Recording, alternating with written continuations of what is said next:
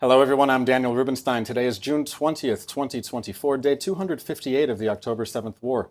This is the daily briefing of the Israeli Citizen Spokespersons Office. We're live on social media platforms, Instagram, Twitter, YouTube. Please subscribe to the YouTube channel, tell your friends to tune in, and I invite you to start sending questions. If I'm not able to answer your questions that you send in the live chat, you can reply later when we post this video, and I'll try to answer as many comments as I can. This week, Hezbollah, the Iranian proxy army in Lebanon, made a number of threats that deeply worry the people of Israel and should worry the whole world. The first threat came in the form of a video that Hezbollah published on Tuesday. Hezbollah said the video came from one of its drones that entered Israeli airspace, flew over a number of sensitive sites in Israel, and returned home to Lebanon. The footage shows the port of Haifa, an Israeli Navy base, and also what Hezbollah claimed were strategic military locations across northern Israel, including air defense systems. There were also many houses in this video, family homes in Israel. As I was watching the video, I thought to myself, if this drone was a suicide drone with explosives, Hezbollah could have killed many Israelis. The message from Hezbollah is clear. It's psychological warfare. Hezbollah is saying to Israel, we know you. We know where your important sites are. We know how to evade your air defenses. You are not safe with us as your neighbor. It's true. Israel is not safe with Hezbollah as a neighbor. On October 8th, one day after the October 7th massacre, Hezbollah joined Hamas's war. Since that day, and almost every day since, Hezbollah has fired rockets, anti-tank missiles, and suicide drones into Israel. The last sirens that sounded in Israel were 30 minutes ago. 60,000 Israelis have been displaced from their homes close to the Lebanese border, homes that are being destroyed by Hezbollah. I mean literally destroyed. Hezbollah is not shooting its anti-tank missiles at tanks, it's shooting them at houses in Israel. The Israeli government has been clear for months. Hezbollah must back off or Israel will have to push it away. Israel wants to resolve the situation with Lebanon diplomatically and enable the 60,000 Israelis who were displaced to return home. 8 months after October 8th, Hezbollah is not backing down. It is only intensifying its threats. Yesterday, Hezbollah leader Hassan Nasrallah said something outrageous. He said if the war between Israel and Hezbollah escalates, no place in Israel would be safe. Hezbollah would fight with no rules, no ceilings, and no red lines. Nasrallah is saying openly, everyone in Israel is a target. The Geneva Conventions do not apply. International humanitarian law is not worth the paper it's written on. The laws of war do not exist. I checked to see if there were reactions to Nasrallah's threat. The Prime Minister of Lebanon, nothing. The United Nations, nothing. Human Rights Watch, nothing. The prosecutor of the International Criminal Court, nothing. South Africa, which condemned Israel on October 7th, nothing. France, nothing. The United States, nothing. The people of Israel hear the silence. If you see any condemnations of Nasrallah's threat, let me know in the comments. Nasrallah didn't just threaten Israel in his speech. He threatened Cyprus, a nearby island country in the Mediterranean Sea that is a member of the European Union. Nasrallah accused Cyprus of offering its military bases to Israel, and he said if Cyprus did that, Hezbollah would treat Cyprus as an enemy country.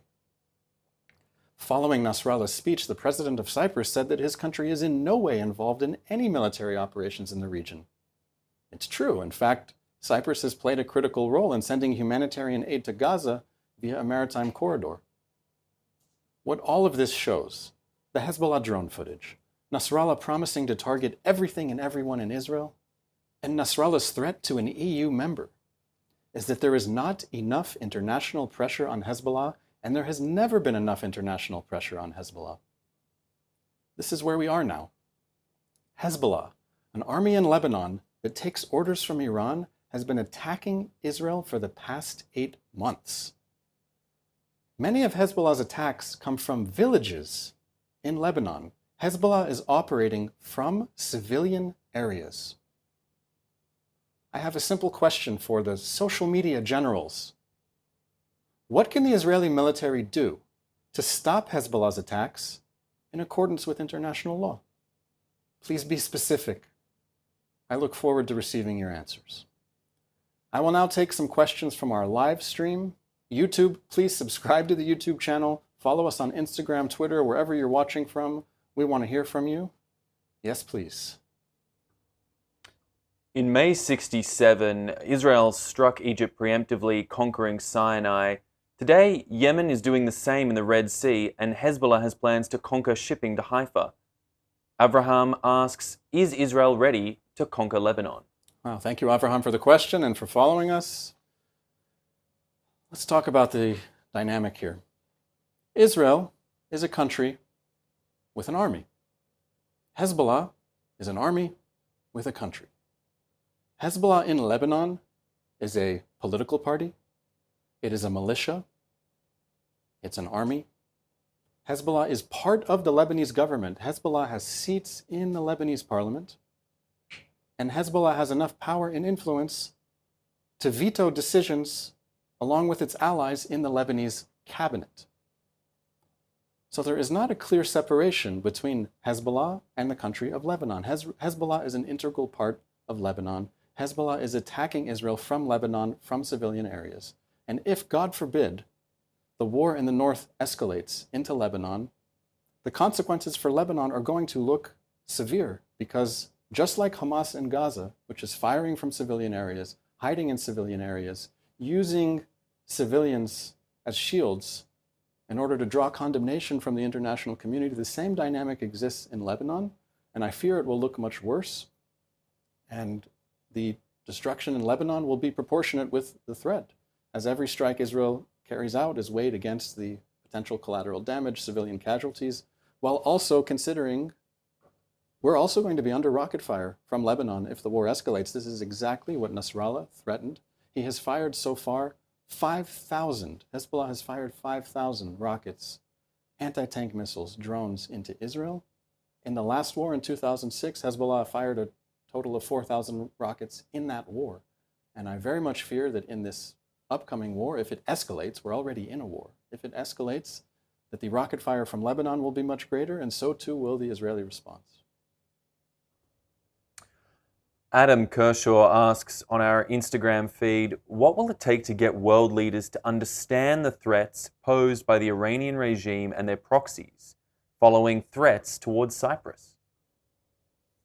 What will it take to get world leaders to understand the threat? This is the million-dollar question, and I can tell you at the Israeli Citizen Spokespersons Office, we're doing our best to make the case and to amplify it, and with your help, you are spreading the word. In whichever country you're watching from, it helps if you communicate with all the people in power and the journalists and the political leaders so that people will understand. I fear that in many cases, the only time that they'll understand is if it's too late. Israel has been in a 7-front war since October 7th or 8th when Hezbollah joined, Yemen, the West Bank, Syria, Iraq, Iran. And this whole period of time, Israel has been saying, the West is next. We're on the front line of a war that affects everyone. And we saw this in Nasrallah's speech just the other day. He is now threatening Cyprus, which is a peaceful island country in the Mediterranean Sea and is part of the European Union. However, Hezbollah has missiles that can reach many parts of Europe. And I'm sure that leaders in Europe understand this. But for the moment, not everyone is speaking as loudly as they should, and that's what we should be doing, is encouraging everyone to speak out. I mentioned that there were not enough or hardly any responses to Nasrallah's speech where he claimed that he seeks to be a war criminal, to make no distinction between civilians, soldiers, that everyone is a target. We need to be shouting this loudly and clearly and expecting that our leaders will condemn this so that if a greater war comes, it will not be a surprise and people will know and they will have heard the message loud and clear. Roxanne asks via Instagram, why is the UN allowing Hezbollah to fire rockets and more past the blue line? Yes, why is the UN allowing Hezbollah to fire rockets? So in the last war that we had with Lebanon in 2006, that war ended with a UN Security Council resolution called 1701. And the resolution called for Hezbollah to disarm. That was the effect of the resolution. It said no armed groups in southern Lebanon without the authorization of the Lebanese government, and therefore that Hezbollah was expected to withdraw beyond the Litani River. Now, to supervise this, there is a UN force in Lebanon. It's called UNIFIL, United Nations Interim Force in Lebanon. interim force in Lebanon. Do you know how old the interim force in Lebanon is? That temporary force? The interim force, the UN force in Lebanon, was created in 1978. So the UN being in Lebanon is not a new thing. The UN does not have the authority to physically disarm Hezbollah. All it can do is watch and report and mediate, and that's what it's doing now. I wish it was doing much more. I think it should be doing much more to drive around southern Lebanon to try to prevent Hezbollah from firing rockets into Israeli cities that will inevitably draw an Israeli response into those same Lebanese towns. So we need the United Nations to be doing much more. We need UNIFIL to have an increased mandate. We need the whole UN Security Council to pay attention before there's an even bigger war. But you may remember that UN Security Council has not condemned Hamas for the October 7th massacre. I'm not confident that the United Nations will be ready in time if Hezbollah decides to make a major escalation in the north. Jessica Rose asks via the YouTube live feed, I keep hearing Israel did not expect this war. Is that really true? Surely the severe hatred for Israelis has not slipped the minds of leadership. Thank you, Jessica, for watching on YouTube. I hope you subscribe and tell all your friends. I want 2,000 subscribers by the next live stream. I agree with what you say. Everyone should have recognized, known, and understood the threat of Hamas. And that's the most important thing that they could probably understand today as they try to analyze the present and the future. Hamas is an acronym. It stands for Islamic Resistance Movement in Arabic. Islamic Resistance Movement. And it's very clear that its goal is to annihilate Israel. That's why it's popular. Hamas won a Palestinian election in 2006. Everyone knew that this is Hamas's platform. Hamas seized power in Gaza in 2007, and from 2007, Hamas used Gaza as a military base for attacking Israel. We're talking thousands of rockets. Already before 2007, we had a lot of rockets from Gaza, and the rockets accelerated after 2007, and we had a number of wars and rounds of violence with Hamas in Gaza. So Hamas's goals and intentions have been clear. Even before the rockets, we had more than 100 suicide bombings around the years 2000, 2001, 2002. So every day Hamas is saying, we must destroy Israel. But at the same time in Gaza, we looked at Gaza from Israel and said, not everyone there is Hamas. There are civilians in Gaza, and we don't want them to get caught up in the middle of a war. And we should do everything possible while maintaining our security to ensure as much as possible a normal life for the people of Gaza, that they will be able to work. We had many people from Gaza were visiting Israeli hospitals for treatment. The situation before October 7th was not great, but it was much better than it is now. And we were watching with an understanding that Hamas' long-term vision wants to destroy Israel, but the assessment from many in Israel at the time was that Hamas doesn't want war right now. It was clear that this was a mistake. And as far as who's responsible for the mistake, how do we know, how do we learn for the future, there is going to be a state commission of inquiry all about October 7th. Just like there was a 9/11 Commission of Inquiry in the United States, we will have an October 7th Commission of Inquiry, and many of the different organizations in Israel, the Israel Defense Forces, the Shin Bet, they will also have their own internal investigations. We need to learn quickly, and we should always keep our eye on the ball now, which is we're under attack from 7 fronts, and on each of the 7 fronts there are militias, armies, Iranian proxies that say they want to destroy Israel. We don't want this war, we didn't want this war, and we would like this war to end, but we cannot end it while there are Iranian proxy armies on our border that are ready for it to keep going. And next question comes in from Melissa, who asks, what do you make of Amos Hochstein's warning that the US would back a limited Israeli operation in Lebanon if Hezbollah doesn't stop, as reported by the Times of Israel?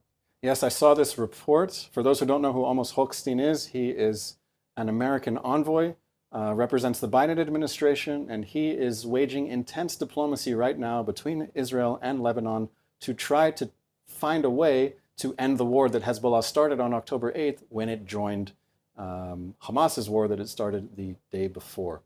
I think Amos Hochstein is growing a little bit frustrated with Hezbollah's refusal to end the war that it started. Hezbollah seems to be in a position of great confidence. It's firing every day, rockets, anti-tank missiles, suicide drones. 60,000 Israelis have had to leave their homes in the north that Hezbollah is attacking on a regular basis. And the recent comments from Hochstein, which are a public comment that Hezbollah, Lebanon should not be surprised if there is some type of limited Israeli military response in addition to what Israel has already been doing, because Hezbollah needs to understand that it's going to pay a price for its aggression, and we cannot accept a situation where the borders of Israel have shrunk, not from the border that they were on October 8th, the blue line between Israel and Lebanon, but 10 miles or so away from the border is not going to be the new reality. Israel wants to change this situation diplomatically, which is why Amos Hochstein is shuttling back and forth between the parties. We hope that a diplomatic solution can be found, but if not, everyone should understand that a military response from Israel is very much on the table. All right. And last question today comes from Shayna Zion, asking the question, what can Israel do about the glut of food being held in Gaza? Is the food going bad in the heat? Fresh foods, she asks? Yes, so for those who don't understand the reference in the question, according to the IDF, there are around 1,400 trucks worth of food sitting on the Gaza side of the Israel-Gaza border crossing, waiting to be picked up by the United Nations so that the United Nations can distribute it in Gaza to people in need. You've heard a lot of claims over the past month that Israel's policy is to starve the people of Gaza, that there's famine in Gaza, when in fact the opposite is true, that Israel has been doing everything possible to allow aid into Gaza from all four directions, from the sea, from the north, from the east, from the south. Egypt recently closed its Rafah border crossing, so that leaves one major crossing in the south, that's the Kerem Shalom crossing, and that's where the food that you referenced is sitting on the other side. Now, I don't have a specific list of what food is in these cartons, but you are absolutely correct to raise the issue of food spoiling. If the food is in cans, it can sit there for a while. If it's fresher, like eggs, cheese, even bread that's going in, it's going to spoil and it's going to sit there. I don't know if you listened to our daily briefing yesterday. We referenced a story in the Wall Street Journal about the most expensive item in Gaza. The most expensive item in Gaza is not food, it's not medicine, it's not shelter equipment. The most expensive item in Gaza is a cigarette, which the Wall Street Journal said is selling for as much as $25. Now, there are gangs in Gaza, armed gangs, people affiliated with Hamas, separate armed gangs, who see the truck shipments coming in that the United Nations is bringing. They go and attack the trucks, and they leave the food on the street. But what they're looking for is cigarettes. So it's very possible that the food is spoiling, but they're just going into the trucks, trying to break it open and get the cigarettes. So the food is going into Gaza. Israel's doing everything within reason that it can to help the United Nations be in a position to distribute that aid. And it's up to the United Nations and other international aid agencies to take the aid that is sitting there and distribute it wherever in Gaza that it is needed. Okay, that's all the time we have. Thank you so much to everyone for watching this daily briefing and all the daily briefings of the Israeli Citizen Spokespersons Office. Please subscribe to our YouTube channel, follow us on Instagram. I'm going to go take a look at the comments after we post this video. I hope to stay in touch with all of you and answer more of your questions. Until next time, have a lovely day.